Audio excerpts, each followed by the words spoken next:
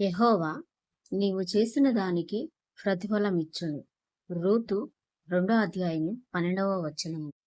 మీరు పడుతున్న కష్టానికి లోకంలో గుర్తింపు లేదా? ఎవరూ చూడకపోయినా పరలోకమందున్న దేవుడు మిమ్మల్ని చూస్తున్నాడు. దానికి నిదర్శనమే రూతు. రూతుకు భర్త లేడు, ఆస్తి లేదు. తన అత్త నయోమిని పోషించడం కోసం పరాయి దేశంలో ఒక కూలీలా మారి పొలాల్లో పడిపోయిన ధాన్యాన్ని ఏరుకుంటూ ఎంతో కష్టపడింది.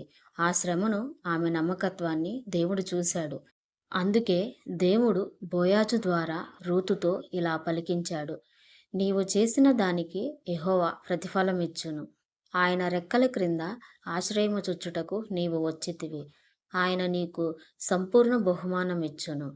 ఈరోజు మీ జీవితంలో కూడా దేవుని నమ్ముకుని మీరు చేసే ఏ చిన్న మేలైనా, పడే శ్రమ అయినా వృధా పోదు. దేవుడు మీ కష్టాన్ని చూస్తున్నాడు. ఖచ్చితంగా ఆయన మీకు సంపూర్ణ ప్రతిఫలాన్నిస్తాడు. దేవుని కృప మనందరికీ తోడుగా ఉండునుగాక.